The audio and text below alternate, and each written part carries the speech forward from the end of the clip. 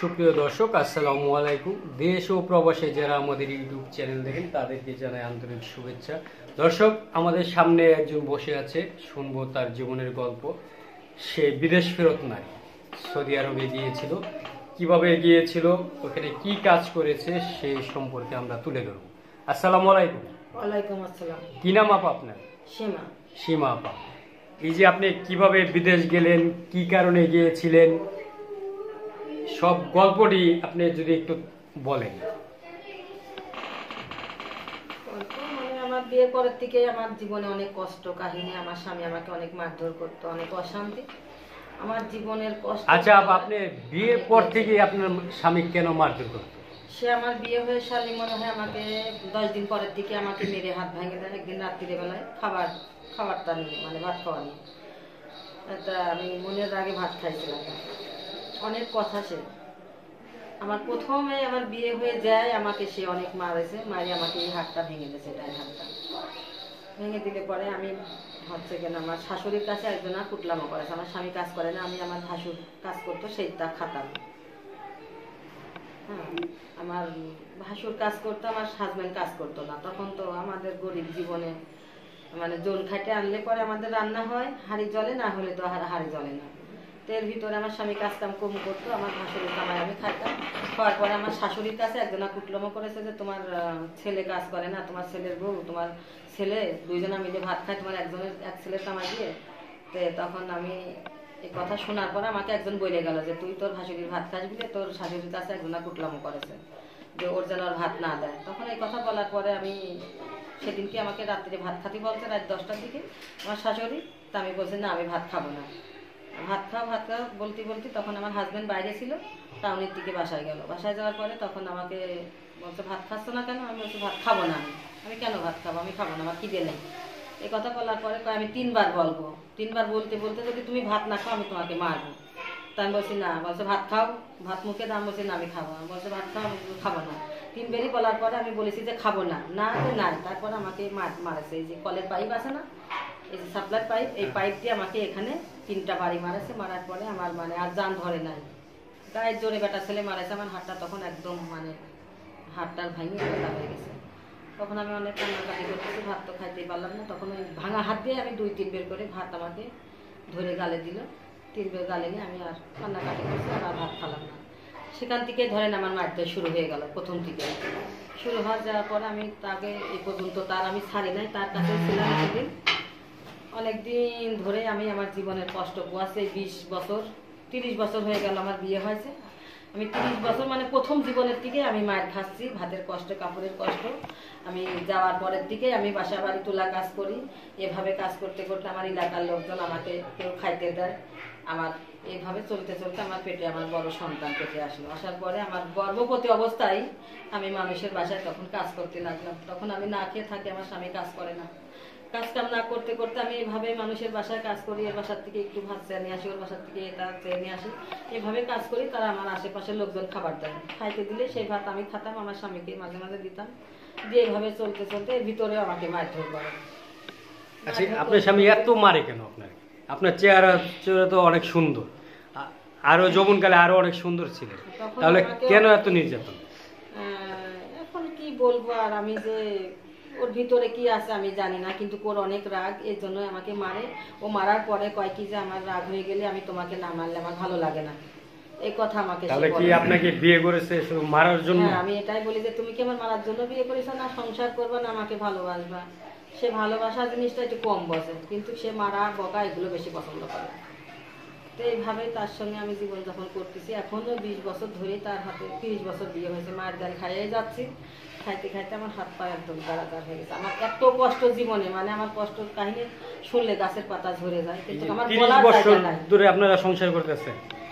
হ্যাঁ, এই 30 বছর হচ্ছে আমার বিয়ে হয়েছে। আমি আপনাকে দেখলে তো এখনো 35 বছরের যুবতী মেয়েদের মতো লাগে।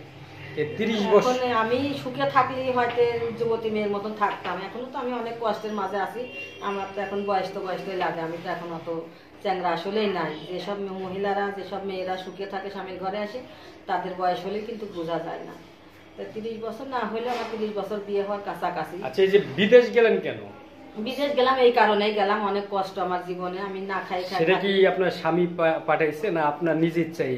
আমার নিজের ইচ্ছা, আমি নিজের জোর করে গেছি, আমার স্বামী আমাকে কোথাও যাইতে দিতে বিদেশ চাইছে না। গেলেন, কত টাকা খরচ হলো, কিভাবে গেলেন সেই গল্পটা একটু বলুন। বিদেশ গেলাম, অনেক টাকা লোন টোন তুলে দিন আদায় হয়ে আমি হচ্ছে গেল সরকারের থেকে পাঠাচ্ছিল, তাই আমি গেছিলাম। দালালরা তো আমার কাছ থেকে অনেক টাকা খাইছে, 50-60 হাজার টাকা খাইছে। আমি লোন তুলে সে টাকা দিয়ে আমি হচ্ছে বাইরে গেছি, পাসপোর্ট করেছি, মেডিকেল করেছি, যাওয়া আসা, গাড়ি ভাড়া, ঢাকাতে আসছি গেছি, অনেক খরচ হয়েছে আমার। আমি হচ্ছে গেল ওখানে গিয়ে কি কাজ করতেন? ওখানে গিয়ে আমার বাসা বাড়ির কাজ দিয়েছিল, কিন্তু ওখানে যায় আমাদের অনেক খাওয়ার কষ্ট। প্রথমে যায় তো আমরা বাঙালি, ওইসব খাবার আমরা খাইতে পারিনি, অনেক না খেয়ে খেয়ে থাকতাম, রান্না বাড়া করে খাওয়ার কথা বলতে পারতাম না, তখন আরবিতে কথা জানতাম না, বলতেও পারতাম না, অনেক না খেয়ে থাকা লাগেছে। না খেয়ে থেকে থেকে ওই রুটি মুটিগুলো একটু একটু খাইতাম, আর ভালো মানে ভাতটা এগুলো খাইতে পারতাম না। ভাত রান্না করতো চাউল আর খিচুড়ির মতন করে রান্না করে প্রত্যেক দিনই, ওই খাবার আমরা খাইতে পারি না। গালেমারি মিলে চাউল পটপট পটপট করে ওগুলো আমরা খাইতে পারি না। এভাবেই ধরেন কষ্ট করে থাকলাম। আচ্ছা, আমরা শুনেছি বিদেশে অনেক নির্যাতন করে শারীরিকভাবে, মানসিকভাবে। আপনি কি সেরকম কোনো নির্যাতনের শিকার হয়েছেন? হয়েছি তো অবশ্যই, অনেক নির্যাতনের আমি শিকার তো অবশ্যই হয়েছি। আমি 2 বছর থাকিছি, আমাকে অনেক রাগারাগি করেছে, আমার সঙ্গে মারধর করার হুমকি দিয়েছে আমাকে। এই সময়তে আমার ম্যাডাম গায়েও হাত দিয়েছে, এরকম আমি নির্যাতন হয়েছে। তারপর আমার কোনো পুরুষ লোক কি আপনার গায়ে হাত তুলেছে? না, আমার কোনো পুরুষ লোক হাত তুলে নাই, কিন্তু আমার বাড়ির মালিক একদিন আমাকে মারতে চাইছে। মানে আমি একটা বাঙালি মেয়ের সঙ্গে কথা বলতে গেছি, নিচের তলায় আসি, পরে আমার বাবা দেখে, বাড়ির মালিক দেখে আমাকে বলে, তোর হাতে পাও কাটে তোর হাতে ধরা দেবো, তোর মারি ফেলা দিলে কেউ কিছু বলার মানুষ না এখানে। এই দেশের পুলিশ প্রশাসন আমাদের কেউ কিছুই বলবে না, তোদের মাইরে আমরা গোপন করে ফেলতে পারি, তাতে কোনো সমস্যা নাই, কেউ দেখার নাই, এরকম করে আমাকে একদম হুমকি দিয়েছে। মানে এই যে এত নির্যাতন, এত কষ্ট, তারপরে তো অনেক মহিলারা বিদেশ যাচ্ছে, হ্যাঁ, এবং আচ্ছা। এখন এই যে যারা নতুন করে যেতে চায় হুম।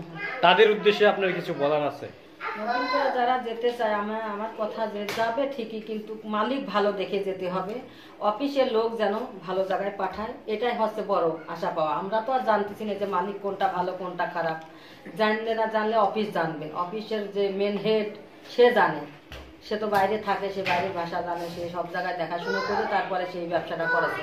আদম ব্যবসায় যারা লাগেছে তারা কিন্তু কিছু না কিছু জানে, তারপরেও তারা জানিয়ে শুনে তাদেরকে বুঝায় বলার পরে যে আমার লোক এখান থেকে পাঠাবো, তাদের কোনো নির্যাতন যেন না হয়, তাদের খাবার কষ্ট যেন না হয়, তাদের যেন কোনো পুরুষিকভাবে অশান্তি না করা হয়, তাদের ভালো খাবার পরা দিবা, এগুলো এই যে আমরা তো শুনি অনেক পুরুষরাও নির্যাতন করে, তারা বাপ ছেলে দুইজনে মিলে নির্যাতন করে, এরকম কি কোনো ঘটনা আপনি ওখানে শুনেছেন কিংবা দেখেছেন? না না, আমি পাইও না, আমি শুনি নাই। আমার মালিকের সাথে আমি বলা বলি করেছি, ম্যাডামের সাথে, মালিকের সাথে বলেছে, ও আল্লাহ হারাম, এগুলো আমরা আরবি, আনা সৌদি, আনা মাফি হারামি, আমরা খারাপ না, আমরা অনেক ভালো। তো আমিও ভালো পাইছি, একজনকে ভালো এখানে বলে, আমি ওটা খারাপ করতে চাইনি, তারা অনেক ভালো, কিন্তু তাদের বিষয় ছিল তারা অনেক গরিব, আমাকে কোনো কিছু দিয়ে হেল্প করে না, এটাই হচ্ছে আমার বড় কষ্ট, আমাকে কিচ্ছু দেয়নি, এটাই আমার বড় কষ্ট, যে তারা আমাকে নিল কেন, সে গরিব মানুষ আমাকে কেন নিল, সে আমাকে খুশি করতে পারবে না, আমার বেতন দিতে পারবে না ঠিক মতন, আমি 5 মাসের বেতন পাবোই সেখানে। এখন ওইখানে কতদিন কাজ করেছেন? আমি 2.5 বছর কাজ করেছি। 2.5 বছরে কি ঠিক মতো বেতন পেয়েছেন? না না না, এর মধ্যে লাস্টে আসার সময় আমি একবারে জমা রাখিছিলাম যে আমার বাসায় দিলে ফুরায় যায়, আমার কোনো অ্যাকাউন্ট খোলা নাই, আমার বাসায় দিলে তো সবই ফুরায় যায়, আমার স্বামী পয়সা লাস্টে কত টাকা নিয়ে আসছেন? লাস্টে আমি ওই দেশের মনে হয় 1500 না 1200 টাকা নিয়ে আসি। সে তো সামান্য টাকা, 1200 টাকা কত টাকা হয়? তো এই টাকা এনে স্বামীকে দিয়েছেন, তো যখন দেশে আসলেন, দেশে আসার পরে আপনার হাজবেন্ডের এটা কি? হাজবেন্ড তখন আসে দেখি যে ঘর দৌড় বৃষ্টি ঝড়ে ভেঙে গেছে, বাড়িতে কোনো খাবার ব্যবস্থা নাই, ঘর দৌড় ভাঙা, বৃষ্টিতে পানি পড়ে, তখন আমি এসে ওই টাকাগুলো ভাঙায় আনতে পারছিলাম না, ব্যাংকে গেলাম ভাঙাইতে, কোনো ব্যাংকেই ভাঙাই দিতে চায়, মানে 6-7 হাজার টাকা কম দিতে চায়, নগদ টাকা নিয়ে আসলাম হাতে করে ওখান থেকে, কিন্তু ভাঙাইতে গেলে কেউ দেয় না। এর মাঝে আমি 2 মাস এই টাকা নিয়ে ব্যাংকে ঘুরেছি, কোথাও ঠিক করে ভাঙাই দিতে চায় না, ওই টাকা খালি কম দিতে চায়। আপনি মানে আসল জায়গায় যেতে পারেন না, মানি এক্সচেঞ্জে গেলে হয়তো টাকাটা বেশি পাইতেন, কিন্তু ওখান থেকে পাঠাই দিলে টাকা। আচ্ছা, আমরা শুনলাম আপনার একটি বিবাহিত মেয়ে আছে, হ্যাঁ, বিয়ে আমার দিতে পারছেন না, আমার তো দুটো সেই মেয়ে। সম্পর্কে একটু আমার মেয়ে দুটো, আমার মেয়ে দুটো, আমি রাস্তার ধারে থাকি, গরিব মানুষ, লেখাপড়া যেটুকুই হোক করাইতে যাই, কিন্তু টাকা পয়সার অভাবে করতে পারিনি। আমার স্বামী অসুস্থ, তারপরে আমি হচ্ছে কি মানুষের কাছে হাত বাড়াইলে কেউ দেয় না, আমাদের ওখানে মেম্বার চেয়ারম্যান মাতব্বারা কেউ দেখে না, গ্রামবাসীরা কেউ দেখে না, অনেক অসহায়ভাবে আমাদেরকে অনেক কথা বলে, মানে আমি মেয়েদের লেখাপড়া করাইতে পারতেছি না। মেয়েদের আপনার বড় মেয়ের বয়স কত? বড় মেয়ের বয়স এই আসার বয়স 17 বছর, আর ছোট মেয়ের বয়স এই 12 চলছে, 11-12 চলছে না, 11 বছর চলছে। তবে এখন আপনার কিভাবে দিন চলছে আর কি, মানে সামনের দিকে কি করবেন, ভবিষ্যৎ পরিকল্পনাটা কি? ভবিষ্যতে আমার কিছুই নাই, আমার এখন ভবিষ্যতে মরা ছাড়া আর কোনো পথ নাই। আমার একদম খাবার বিনে, ঘর বাড়ি বিনে, জায়গা বাসা বিনে, কাপড় চোপড় বিনে, সব দিক থেকে আমার কষ্ট, আমার কিচ্ছু নাই। আমার স্বামী তো অসহায়, আমার একটা ছেলে কাজকাম ঠিক মতন করে না, লেখাপড়া এসএসসি পর্যন্ত করেছে, কোনো চাকরি বাকরি নাই, বেকার জীবনে ঘুরে বেড়ায়, মানে খুবই কষ্টের ভিতরে আমরা আপনার জীবন পরিবার কতজনের? আমাদের পরিবার আমরা 5 জনা, আমার ছেলেটাকে বিয়ে দিছি, আমরা 6-7 জনা মানুষ এখন। আচ্ছা, এই প্রতিবেদন দেখার পরে যদি কেউ কোনো ভাই হুম, আপনার মেয়ের দায়িত্ব নিতে চায় আপনাদের সাথে কথা বলে, হুম। তাহলে কি আপনি সেই প্রস্তাবে রাজি হবেন? এখন সেটা সিদ্ধান্ত নিয়ে তারপরে। মানে শীত দেখাশোনা। হ্যাঁ হ্যাঁ হ্যাঁ, তা কথাবার্তা। আমরা যদি এরপরে নেক্সট ডে আপনার মেয়ের কোনো প্রতিবেদন করতে চাই, হুম, প্রতিবেদন করলে হয়তো অনেক প্রবাসী ভাই আছে কিংবা দেশের অনেক ভাই আছে সহযোগিতা করে এবং অনেকেই বিয়ে শাদী করতে চায়, তখন কি করা যাবে? সেটা আমরা ফ্যামিলির সবাই বুঝে শুনে তখন দেবো, ভালো জায়গা হলে অবশ্যই দেবো, নিশ্চয় দেবো, যদি কেউ আমাদের সাথে প্রতারণা না করে। দর্শক, এটাই হচ্ছে বড় কথা। আস- আর আমার মেয়েদের আমি এরা লেখাপড়া অনেক করাইতে পারছি না, আমার গরিব, কেউ প্রতারণা করবেন না। আপনাদের সাথে যোগাযোগ করার কোনো উপায় আছে? বাড়িতে একমাত্র এখন আমার হাজবেন্ডের নাম্বার আছে, এটাই। দর্শক, আমরা মোবাইল নাম্বারটি দিয়ে দেব। তো এই যে আপনার সর্বশেষ এই যে বিদেশ যারা যেতে চায় তাদের উদ্দেশ্যে আপনার কিছু বলার আছে? নতুন করে যে মহিলারা যেতে চায় তাদের উদ্দেশ্যে যদি কিছু বলেন অল্প এখন করে। আমি বলবো যে মেয়েরা খুব মানে ডেঞ্জারাস, মানে অতিরিক্ত শিয়ান চালাক, তারাই যাবে, আর যারা একদম বোকা নেকা তারা যেন না যায়।